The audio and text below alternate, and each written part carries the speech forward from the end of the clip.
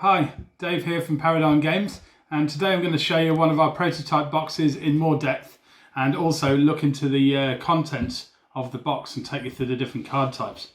So first of all, let's have a look at the box. So on the front there you can see our main artwork for the game, absolutely lovely picture, and on the back is some various details about the game like usual.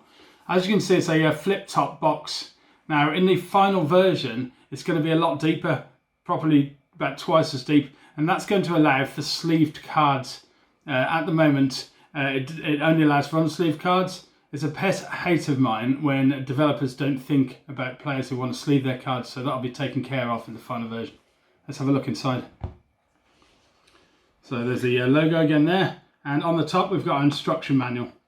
Now to fit in with the UFO theme of the game, I themed the instruction manual on a top secret government document. And even though it's top secret, let's have a look inside. So as you can see, the pages are also themed on a document with the typed text, and there's various pictures through there. And the rule book is going to give you everything you need to know to play UFO Wave. Let's have a look at the decks.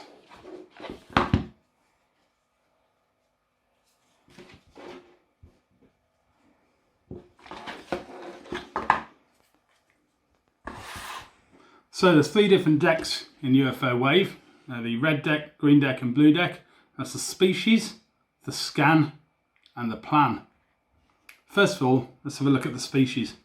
So the species deck represents the alien species that you decide to play as in the game, and each player will choose their own species. With this species card, the Greys, one of the most commonly reported types of alien. There's some information about the different species and its agendas down here. But also, each species has its own advantages in the game. Now, Greys, they get extra bonus points for performing abductions, and that's one of the activity types that we'll look at in a minute. And also, the particular advantages of a particular power type, and for Greys, it's paralysis. And again, we're going to look at that.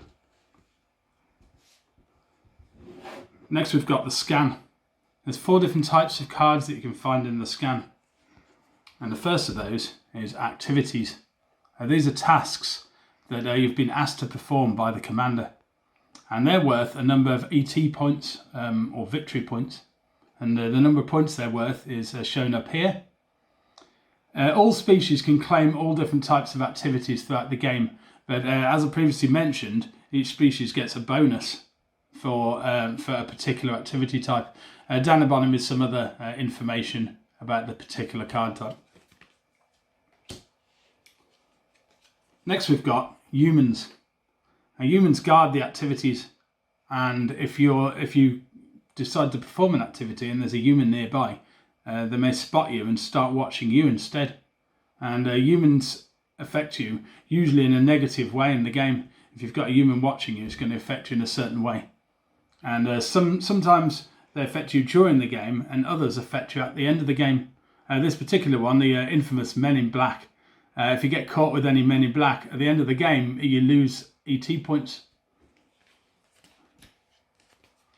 Next, we've got energy. Now, energy cards come in 2 flavours as positive and negative. This is positive energy you're looking at here. These also, they get claimed when you perform a nearby activity.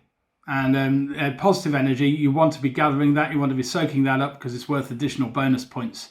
But negative energy actually loses your points, so you're going to want to try to avoid that. The last type is events, and these are one-off incidents that can occur throughout the game. And when they occur, they affect all players. This particular one, Brainstorm, each player may discard and redraw plan cards, so that's rather a nice one. You never know when events are going to occur or what's going to happen, so it creates some randomization each time you play the game. So that's the scan. Lastly, we've got the plan deck. There are 2 types of cards you can find in the plan.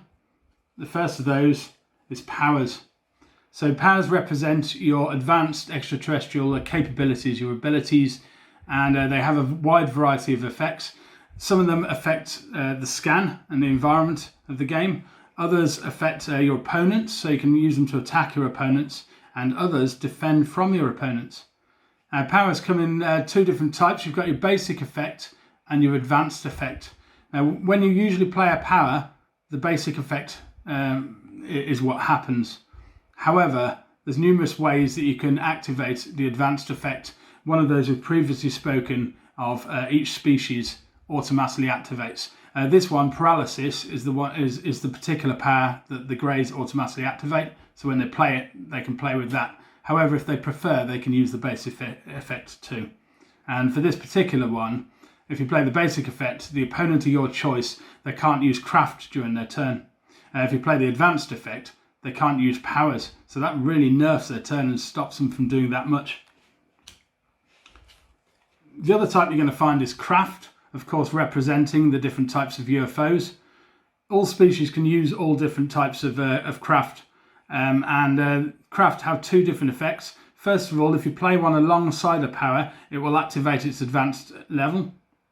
Alternatively, you can play two craft of the same type, and that will essentially lead away a human who's watching you. So it's a way of getting rid of humans, and there are other ways hidden amongst the powers. So that's the plan deck. So that there is an overview of the three different types of decks in UFO Wave. I hope you've enjoyed that. We've got many more videos to come. So see you again soon. Thank you.